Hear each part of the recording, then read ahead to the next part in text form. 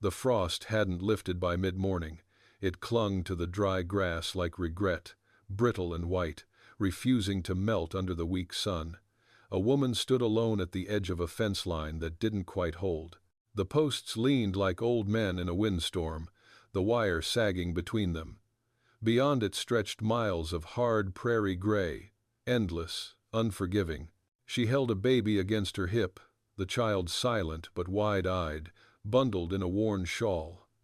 Two more children huddled nearby beneath a tattered blanket, their breath rising in thin clouds. One sucked his thumb. The other stared at the earth as if searching for something buried. None of them cried anymore. That part had worn out somewhere between the last town and the empty barn she had walked from at dawn. Her fingers were cracked. Dirt had crept under every nail, and her back ached from too many nights on splintered boards. Her name was Marian, though she hadn't heard it spoken kindly in over a year. Her husband had died last spring. Lightning took him straight off a ladder, splitting the air and his body in the same breath. What he left behind was a rusted wagon, 3 hungry mouths, and a piece of land too dry to bury him in. The townsfolk near San Lupo had given her 3 days of grace after the funeral.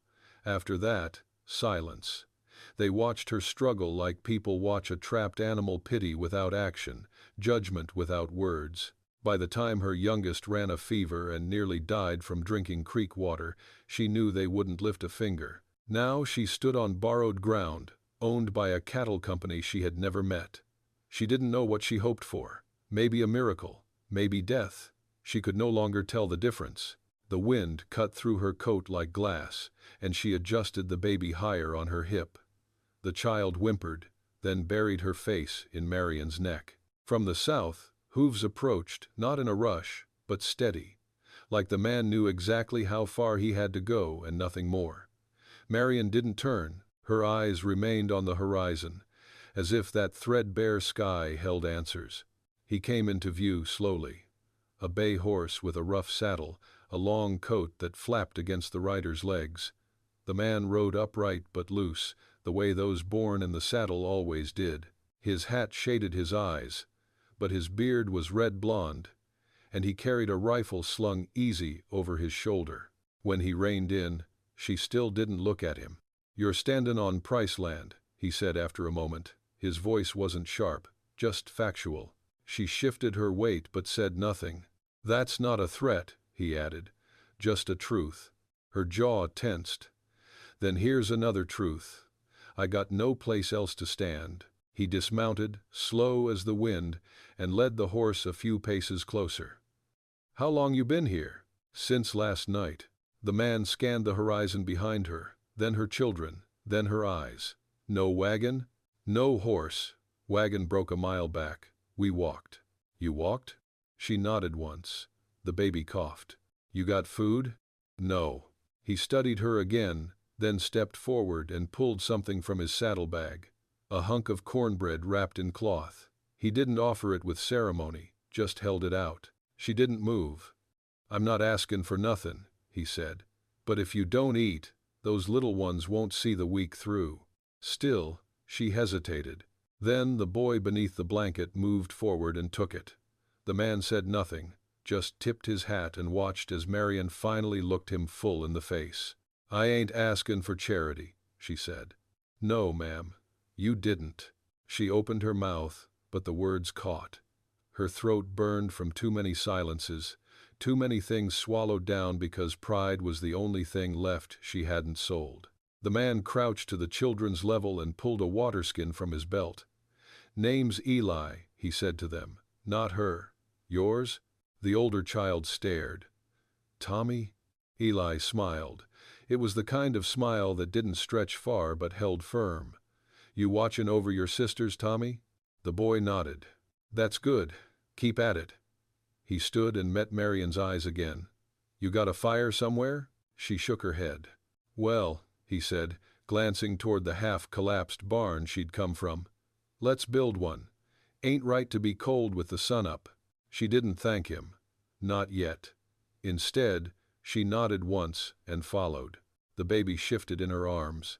Marian kissed the girl's forehead. It was warmer than it had been this morning. just a little. But she felt it. The fire crackled low beneath a sheet of cast iron Eli had dug out from under the barn's collapsed roof. Sparks drifted toward the rafters, burning out mid-air. Smoke curled thinly into the morning light, softening the edges of ruin. Marian crouched beside it, her skirt dusted with straw, feeding slivers of wood into the flame. She could feel the heat bloom slowly across her knuckles, almost too tender to trust. Behind her, the children huddled together in a bed of dry hay. Eli had swept together with his hat. They chewed what was left of the cornbread, crumbs clinging to their chins. Eli moved quiet as smoke. He unsaddled the bay and rubbed the horse down with slow, practiced hands, then looped the reins through a nail in the barn wall. He didn't ask questions, but his eyes kept drifting to Marian when he thought she wasn't watching. Not pitying, just taking her in. She hated being looked at, not for how she appeared thin, dirty, a woman too long worn down, but for what the looking always implied: curiosity, calculation, or worst of all, rescue. She didn't believe in rescue. Not anymore. Still, she spoke. "Why are you out here?" Eli tossed a length of rope onto the saddle. "Checking fence line." "On a Sunday?" He shrugged. "Cows don't know it's the Sabbath." She looked back at the fire. "You Price?" He shook his head. "Work for 'em.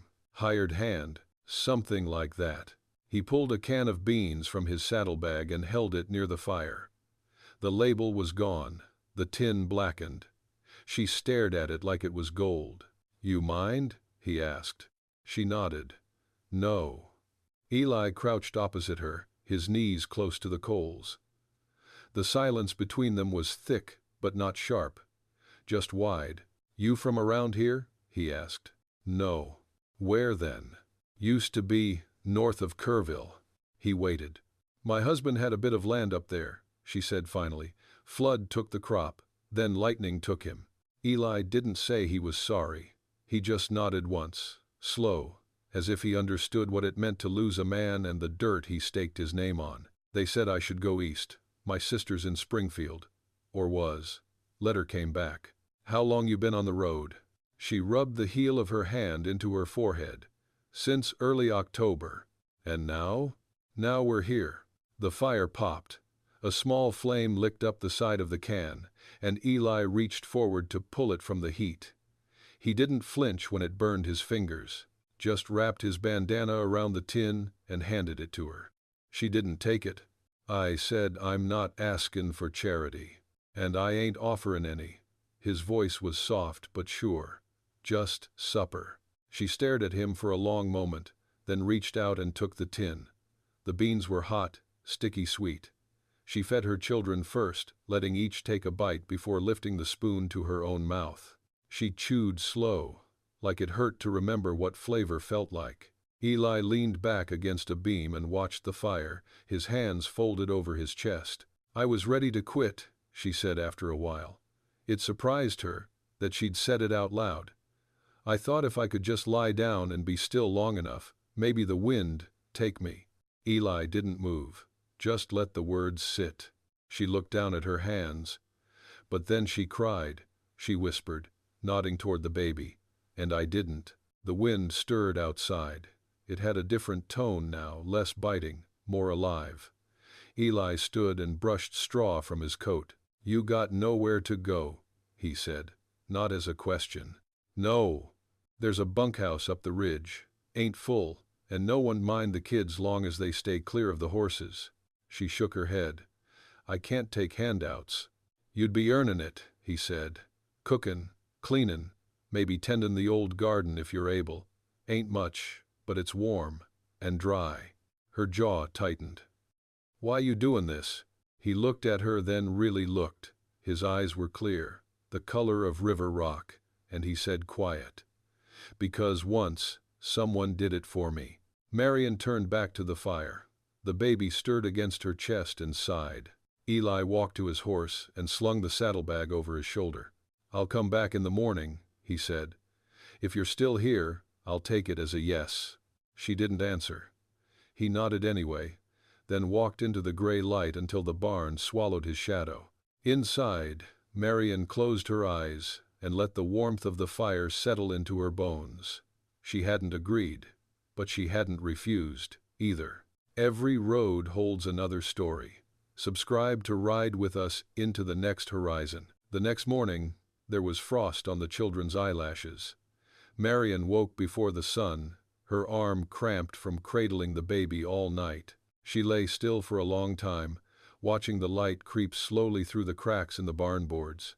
Outside, the world waited in silence, brittle as spun glass. She rose without a sound and checked on each of them. Tommy curled tight like a fiddlehead fern, Elsie with her thumb wedged stubbornly in her mouth, the baby breathing soft against a scrap of blanket. They were alive, cold, hungry, worn thin, but alive. Marian stepped outside. Her boots sank slightly into the crusted earth, the topsoil frozen stiff. She pulled her shawl tighter, walking the edge of the field Eli had mentioned. It wasn't much, just dry weeds and a thin thread of wire, but it was land. It was something, and he had said he'd be back. She wasn't sure if she wanted that to be true. By the time the sun cleared the ridge, she heard hooves again. Slower this time, no urgency in the pace, just a man making good on his word. Eli came riding up with a burlap sack slung behind his saddle. He didn't smile, didn't tip his hat, just dismounted and walked to her like they'd known each other all their lives. "I brought flour, salt, some dried beans." She crossed her arms. "I didn't say yes." "I know." He paused, meeting her eyes. "But you're still here." Marian looked away. "I don't like owing people." "You won't. But there's work if you want it. You can call it trade if it sits better." She considered that. "And the children?" "There's a widow near the bunkhouse, Miss Harriet. Tough as boot leather and twice as sharp. She watches the ranch hands' young ones. Yours'll be safe." Still, she didn't move. Eli stepped closer, and his voice dropped to something quieter, as if afraid to scare off whatever strength she had left. "You ain't weak for needing help," he said. "You're strong for getting them this far. But strong don't mean alone." The words hit somewhere deep, where the ache had turned to something like stone. She felt it shift inside her. After a long moment, she nodded. "All right," she said. "But I work for every bite." Eli didn't smile. Not exactly. But something eased in his jaw. Understood. They broke camp together. Eli tied her makeshift bundle to his horse's pack, and Marian carried the baby, while Tommy helped Elsie climb up behind Eli's saddle. It felt wrong to trust him that much, but the man rode steady, and the children didn't cry. The path to the bunkhouse wound through a dry canyon, where the earth turned red and the wind whistled through old cottonwoods. It was quiet country, the kind that kept secrets. The bunkhouse itself stood just past a ridge, its roof patched with tin and moss, a curl of smoke rising from a black stovepipe. Nearby, a garden lay asleep under burlap, and chickens scratched listlessly at the frozen dirt. A windmill creaked nearby, pumping slow, rhythmic sighs into the still air. Inside, the bunkhouse was simple wooden floors, a long table, iron beds stacked too high. It smelled of soap, tobacco, and bread. Not home, but something close. Harriet greeted them at the door, a sharp-boned woman with dark eyes and a white braid looped like rope over one shoulder. She looked Marian up and down, then the children. "You've got your hands full," she said, not unkindly. "I manage." Harriet nodded. "You'll help in the kitchen, mornings and supper. We keep a clean house here." "I'm not afraid of work." "Good." Eli left them there, with only a quiet promise to return after his evening rounds. Marian didn't watch him go. Instead, she unpacked what little they had into a corner cot and sat the children down to eat what Harriet set out: oatmeal, thin but hot, and a boiled egg each. The children ate in silence, their eyes wide with something like wonder. That afternoon, Marian scrubbed the floorboards until her knuckles ached. She mended a curtain with thread too fine for the coarse linen and peeled potatoes while Harriet chopped onions beside her. No one asked her story. No one questioned her presence. It was understood. If you were still standing, you belonged. When the sun dipped low, she stepped outside. The sky was bruised purple, the cold air sharp in her lungs. She watched the windmill turn once, twice, slow and steady, and in the distance, she saw him, Eli, riding the ridge, backlit by the last light of day. She didn't wave, but she didn't turn away either. He nodded once. She nodded back. Winter moved in quiet, like someone sneaking through a sleeping house. Days shortened. The wind picked up grit and scattered it like needles across the skin. But the bunkhouse stayed warm, and Marian learned the rhythm of the place meals at sunup, chores till noon, supper just after dark. No one asked much of her, but everything she did mattered. The children began to laugh again. Tommy found a slingshot behind the stables and made it his mission to keep the henhouse free of crows. Elsie followed Miss Harriet around like a pup, tugging at her apron strings and copying her every scowl. The baby named Joe, short for Jolene, grew quiet and round, chewing everything she could fit in her mouth. Marian kept her distance from the others, mostly. She worked, she listened, she stitched and peeled and fed mouths that weren't hers when the need arose. It was enough, more than enough, sometimes. Eli came by every other day or so. Sometimes he'd bring down an armful of split wood, sometimes flour or jerky, sometimes nothing but silence and presence. He never asked how she was doing. He just watched her with those steady river rock eyes and waited until she offered something, which, more and more, she did. They talked while she chopped onions, while he hammered loose boards into place, while Joe slept curled against her chest in a sling made from a flour sack. One night, she asked, "You always been here?" "Grew up a few counties west. But yeah, been riding this stretch of land near 10 years. Why stay?" Eli paused, rolling a toothpick between his fingers. "'Cause I know how it hurts to lose everything, so I try to help where I can." Marian stirred the pot slowly, eyes on the flame. "That why you don't ask questions?" He looked at her for a long moment. "Folks tell what they're ready to." No sooner, she didn't answer. But something in her posture loosened. Another week passed. Eli brought her a pair of old boots one morning, cleaned and stitched. "Your soles are near gone," he said, nodding at her feet. Marian narrowed her eyes. "You watching my feet, Eli?" He chuckled. "Only noticed you limp when you think no one's looking." She took the boots, fingers brushing the worn leather. "They were your sister's?" "My mother's," he said quiet. "Kept 'em all this time. Thought maybe you'd use 'em better than a shelf does."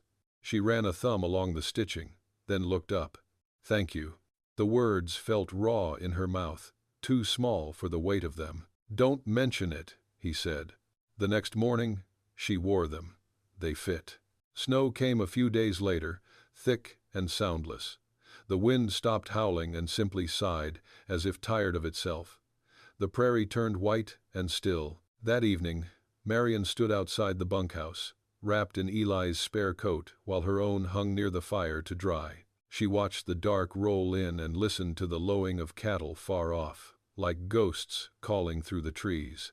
Eli joined her with 2 mugs of coffee, one chipped, both steaming. They stood without speaking for a long time. Then he said, "You're different than when I found you." She sipped the coffee. "Don't feel like it. You are. You stand straighter. You look people in the eye now." She didn't answer. "I've seen folks lost," he went on. "Seen 'em wander so long they forget who they were. But you were sinking, Marian, not broken, just drowning. And now you're swimming." She looked at him, something unreadable flickering behind her tired eyes. "I was ready to give up," she said softly. "I know." She swallowed, the cold air raw in her throat. "Then you said, 'Let me carry your burden.'" Eli's voice was steady. "I meant it." Her hands trembled slightly on the mug. "It ain't light. Neither am I." They stood there in the snow, coffee cooling, silence blooming between them like warmth. Then Marian leaned her head, just barely, against his shoulder. Not a collapse, not surrender, just rest. Eli didn't move. He didn't need to. By January, the ranch turned to silence. Snow muffled every sound but the creak of the barn doors and the occasional call of cattle down in the gulch. The men rode quieter, their horses sunk deep in the drifts. Fires burned longer. Words were fewer, gestures slower. It was the kind of winter that asked for patience, not power. Marian had grown stronger. Her arms no longer trembled when lifting a full wash bucket. Her fingers, though raw and cracked, could churn butter, mend seams, and steady a baby on one hip while stirring soup with the other. Her back straightened. Her jaw set firmer. Some of the women had begun to ask her advice, as if she belonged. She didn't flinch when they did.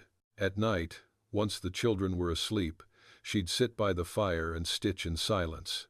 Eli would come sometimes, bringing nothing but himself and the calm that seemed to follow him like a shadow. He never stayed long, just long enough.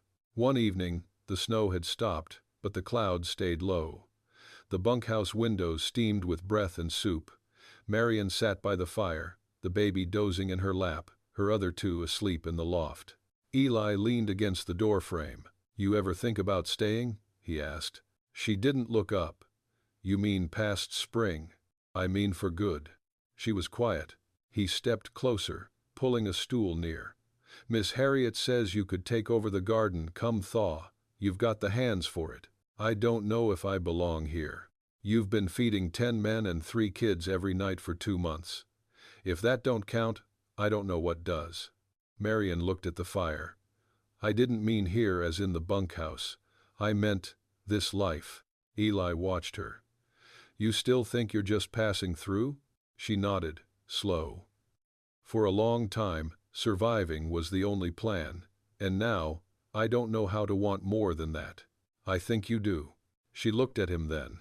He said, gently, "You just forgot how." There was something in his voice, no demand, no pity, just quiet belief, like he saw the version of her that hadn't existed yet. "You carry yourself like someone who's been waiting," he added. "For what?"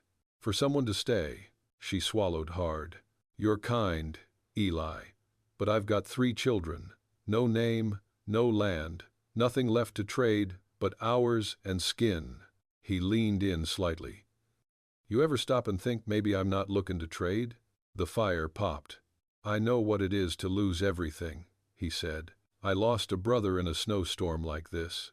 Rode out with him to pull a calf. Wind came down the mountain so fast, we got split. I found him a day later, frozen stiff. I was 15. Marian stared at the fire. Eli's voice softened.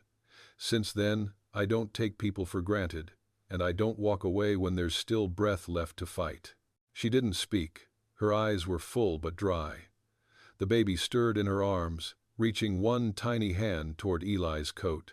He reached back, letting the baby grasp his finger. Marian watched them, something shifting deep in her ribs. "You're not asking me to decide now," she said. "No," he replied. "But I'm asking you to see what's here, not what's gone." The room was quiet except for the crackle of firewood and the breath of a child sleeping. Then, softly, Marian said, "I never wanted to be saved, but I don't mind being seen." Eli nodded. "Then I'll keep seeing you, until you're ready to see yourself." And that night, when she lay down beside her children, Marian wept not from fear, or pain, or loss, but from something smaller, quieter, hope. February thawed slow and mean. The snow melted in patches, exposing old mud and new sorrow, dead grass, broken fence posts, bones the coyotes left behind. But it also meant light came earlier, stayed longer, warmed more than it didn't. Marian found herself rising before the rooster, moving through morning with purpose. She boiled water on the stove, packed lunches in rags, braided Elsie's hair with her eyes half shut. Her body no longer ached like it used to. It obeyed, it endured. Eli kept showing up, not daily, not predictably, but often enough that her breath held when she heard hooves, and settled only once she saw it was him. He'd come with tools sometimes, other times empty-handed. They worked beside each other, fixing shelves, rethatching the henhouse roof, clearing the root cellar, and spoke with the rhythm of those who had stopped needing to fill silence just to prove they were heard. One afternoon, Marian was scrubbing the stone floor beneath the stove, her skirts tucked up, soot smeared across her arm. Eli came in holding a sack of seed potatoes. "Miss Harriet says you're set to plant next week." "She does," Marian said, not looking up. "She also said if I don't scrub this floor proper, she'll tan my hide." Eli smiled and set the sack down. "She's fond of you." Marian straightened, brushing her hands on her apron. "She tolerates me. She trusts you," he said. "That counts more." Marian picked up the sack and carried it to the pantry. When she returned, Eli was standing in the doorway, hat in hand. "You ever think about building something of your own?" She blinked. "What do you mean?" "A home. Not just a roof and beds. I mean a place with roots. With your name on it. I've had that. Once. I know. And I'm not him. I never could be." She tilted her head, arms folded. "But I do have land," he said. "A parcel east of the river. Was my grandfather's.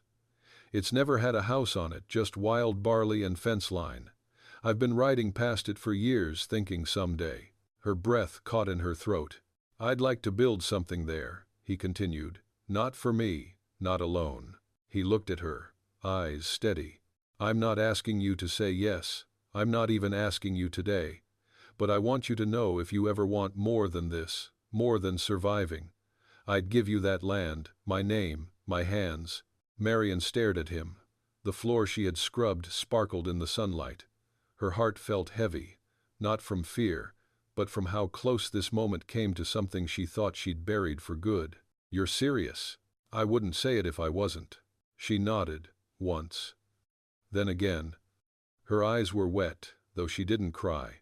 "I'll think on it," she said. Eli tipped his hat, smiled gently, and left. That night, as she tucked Tommy into bed, he whispered, "Is Mr. Eli gonna be my pa?" Marian froze. "I don't know," she said. "Would you want that?" Tommy shrugged under the quilt. "He brought me a slingshot, and he smells like horses." She kissed his forehead. "That's not a no." Later, Marian stepped outside alone. The moon was high, the sky brushed clean of clouds. The bunkhouse stood behind her, full of warmth and small breaths, and the sound of dishes being dried. In the distance, toward the river, she imagined a field, a fence, a door, a place to stay. She closed her eyes and let the cold bite her cheeks, and for the first time in a long while, she didn't feel like the wind could blow her away. Spring came in fits and starts. Rain fell heavy, then stopped without warning. The earth turned soft, stubborn, rich with rot and promise. Green returned not as a miracle, but as something earned. Marian's hands found the soil like old friends. She dug deep, planted slow, potatoes, carrots, a few wild beans. Miss Harriet watched from the porch, occasionally offering commentary that sounded like criticism but landed more like blessing. The children grew louder with the thaw. Tommy skinned his knees twice a week.